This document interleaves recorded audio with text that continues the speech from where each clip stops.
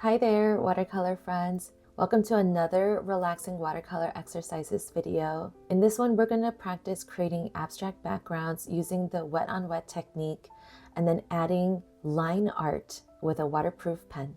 There are a couple other videos in this series, so make sure to check those out. I'm using the Legion cold press watercolor paper, and this comes in block form. And like previous videos, I'm using a 12-inch ruler to mark the 4-inch and 8-inch so I can divide this paper into 3 even sections. I like to use skinny washi tape such as this, especially when I'm making borders in between sections. I know this video is all about relaxing watercolor exercises, but don't discount the prep time. And even use this time to breathe in, breathe out, and to mentally prepare yourself for the actual painting time.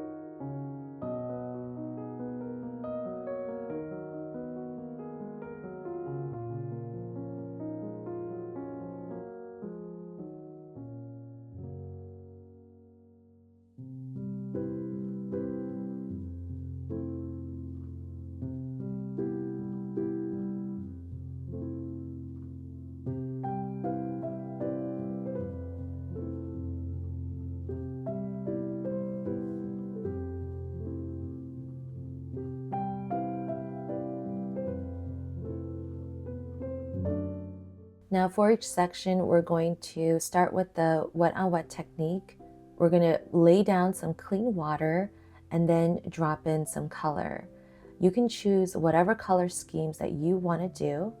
As for me, the first section is going to be various values of purple. Then I'm going to do a rainbow color scheme and then do green and blue circles. But it's really up to you, your choice. Now I'm using the Holbein Artist Watercolors, and you can watch my swatching video up here. It'll also be linked in the description box. I like to use a spray bottle to prepare my paints.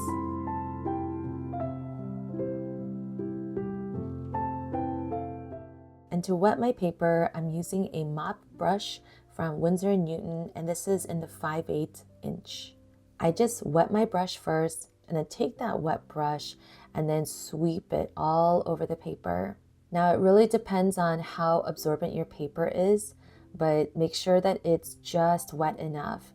If you're not sure about how wet your paper is, make sure to watch this video, which was in the series of beginner watercolor exercises about knowing how wet your paper is.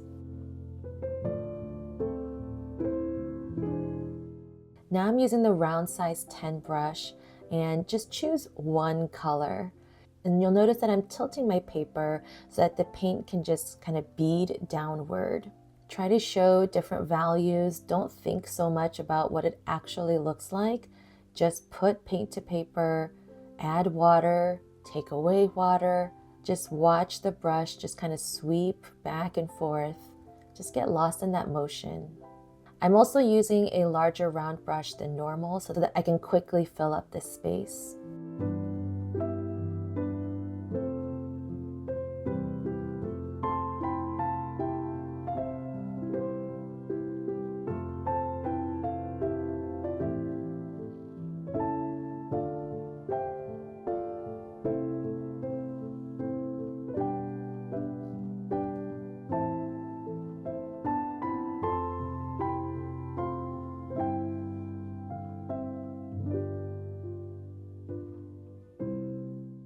I also randomly decided to use my spray bottle to spritz some more water onto the paper.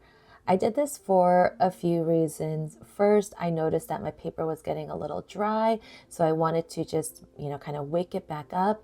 And then second, I wanted to just drop in some more paint and, just have it spread spontaneously, just so that I can really let go of control. Now for each of these sections, we're going to let it completely dry before we go over it with a pen. So repeat the process with the second section and the third section, where you go over it with the mop brush and clean water.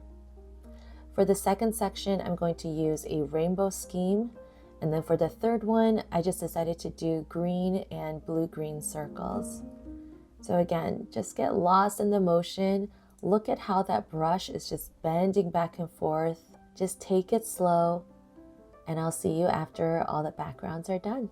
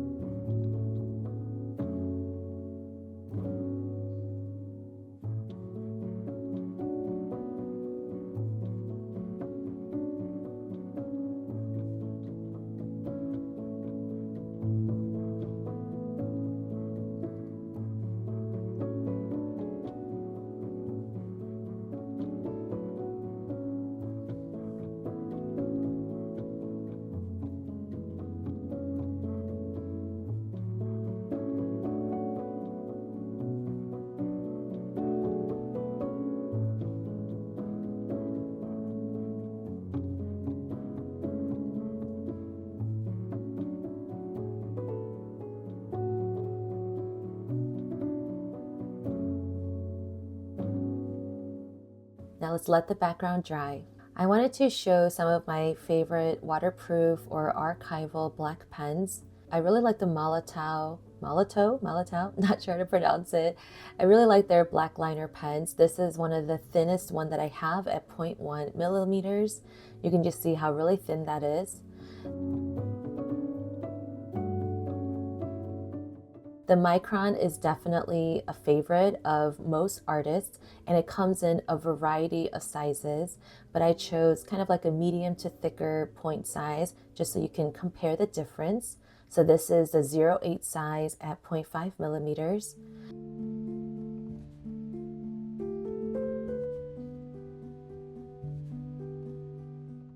And then the Sharpie is also a great option if you like thicker lines, even though they do have more fine point lines too. But again, you can just see how thick those lines are. So I'm going to use the Micron for most of my line art, but these are just some options. And if you want a variety of widths, it just really helps create some more, just dimension and dynamics in your painting. So for this first one, I'm going to create like hill-like curves. I'm just starting at one point and then kind of sloping downward or sloping upward. And as you can see, I'm using the Micron pen. In drawing these lines, again, don't think so much about, are they the same width? Are they, going in the right direction? Instead, just try to follow your pen. If it helps, even just watch your hand as it's moving. Watch the pen. If you need to go a little bit slower, that's okay. Whatever helps to kind of just help you get lost in the motion of it. And before you move on to the next section, just take a breath. As always, remember to breathe in and breathe out slowly and just take in every moment.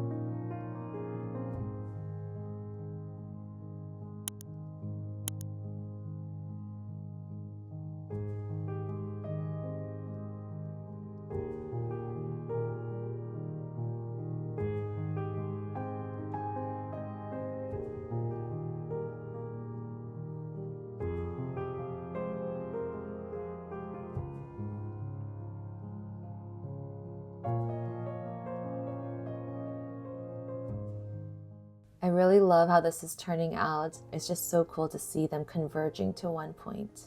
I'm still using my Micron pen for the second section.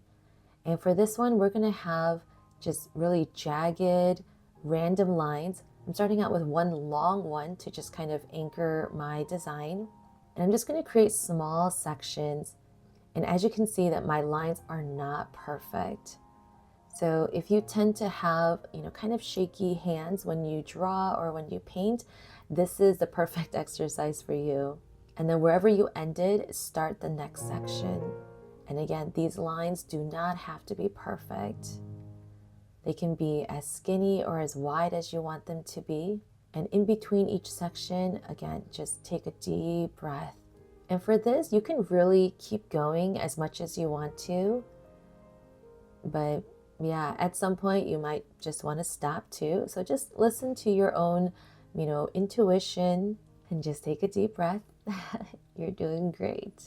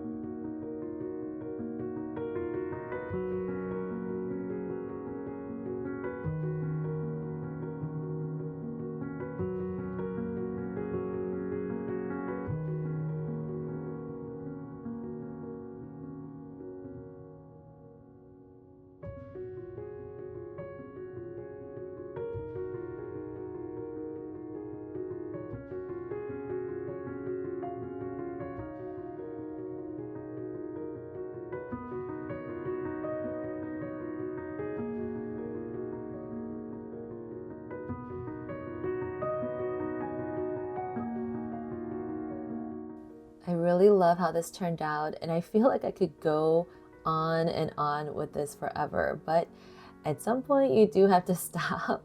So I'm gonna stop here. For this last section with the circles, I'm just gonna do like different designs in each circle, but I am going to leave some circles just painted without any line art. So again, completely up to you. For this first one, I'm doing some lines. In another one, I'm gonna do some floral elements, some jagged edges, and I'm also going to use my other pens, the Molotow Blackliner and the Sharpie, just to show some different, different thickness in the lines so that it'll make your painting look a little bit more interesting. So don't be afraid to switch things up. Don't think too much about what you should paint, but just go with it. Just put the pen to paper. Don't be afraid. And now you know it's okay to have really jagged edges. Even those can be seen as beautiful.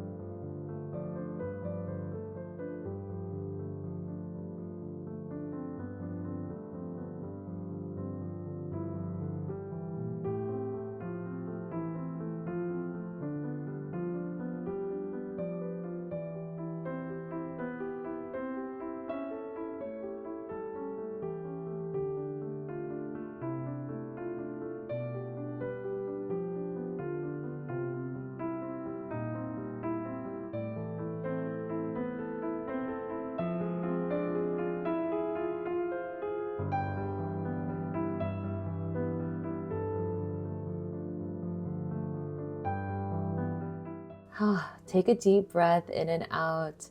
Wow, how do you feel? Always take a moment to just kind of, admire your work. Yeah, great job. So now let's do the tape peel. And even as you're taking off the tape, yeah, take some deep breaths in and out. Be proud of yourself. Look at what you've made.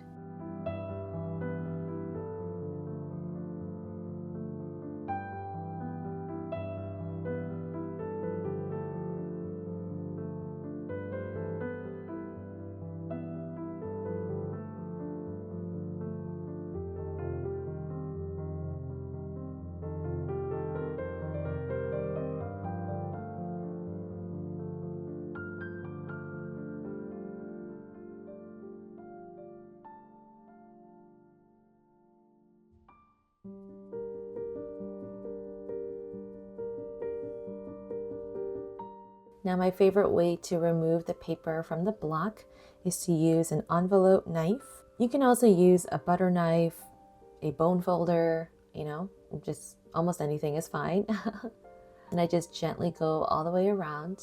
Yeah, so thank you so much for joining me in this video. If you followed this and post on social media, please tag me at AudreyRodDesign and use the hashtag #PaintWithAudrey. I can't wait to see what you create. And if you've been following this series of relaxing watercolor exercises, I'd love to know a little bit more about how it's helping you on your journey. It's about enjoying the actual process of painting instead of feeling like you have to produce something finished at the end. So make sure to check out all the other videos in this series. Please make sure to subscribe, like this video, and let me know in the comments if you tried this out. Thank you so much, and I'll see you next time. Bye.